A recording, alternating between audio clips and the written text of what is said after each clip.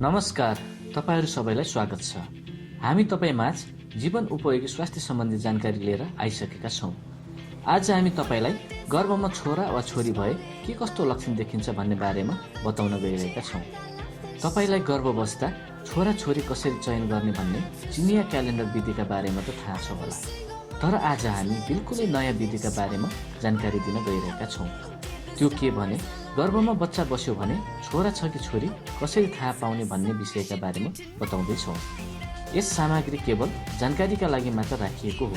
यसको गलत प्रयोग गर्न सख्त मनाइ गरिएको छ। छोरा वा छोरी दुवै बराबरी, दुवै भगवानका प्रसाद भन्ने मान्यता यस च्यानलले राख्छ। नेपालको कानुनले समेत जन्मपूर्व लिङ्ग परीक्षण गर्न बन्देज गरेको छ। गर्भमा छोरा वा छोरी छ भन्ने बारेमा बिना अल्ट्रासाउन्ड कसरी थाहा पाउने, आउनुहोस् यस्तो छ विधि।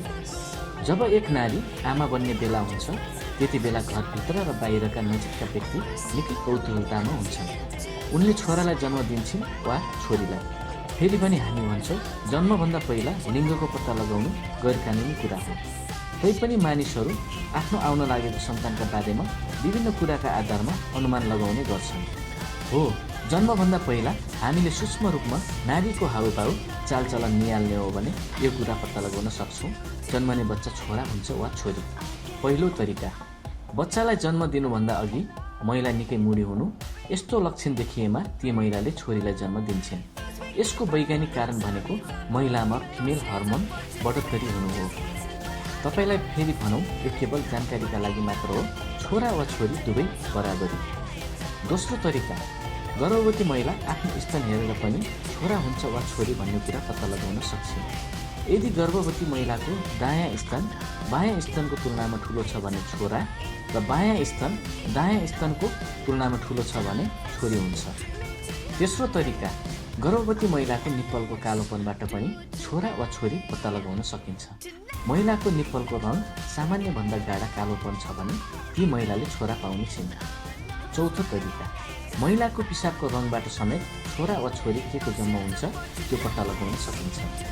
यदि गर्भवती महिलाको पिसाबको रङ गाढा पहेँलो छ भने ती महिलाले छोरालाई जन्म दिन जाँदैछन् भन्ने बुझ्नुपर्छ। यदि पिसाबको रङ हल्का पहेँलो छ भने ती महिलाको गर्भमा छोरी हुर्किरहेकी छिन्। पाँचौं तरिका, यदि गर्भवती महिलाको हार्टबिट 140 सम्म छ भने गर्भमा छोरी छ, किनकि गर्भमा छोरा भएका महिलाको हार्टबिट सामान्य रहन्छ। फेरि पनि एकपटक हामी भन्छौँ, यस सामग्री केवल जानकारीका लागि मात्र राखिएको हो। यसको गलत प्रयोग गर्न सख्त मनाइ गरिएको छ। छोरा वा छोरी दुवै बराबरी, दुवै भगवानका प्रसाद भन्ने मान्यता यस च्यानलले राख्छ। यस्तै रमाइला र रोचक स्वास्थ्य जानकारीका लागि यस स्वास्थ्य जानकारी च्यानल सब्स्क्राइब गर्न नभुल्नुहोला। धन्यवाद।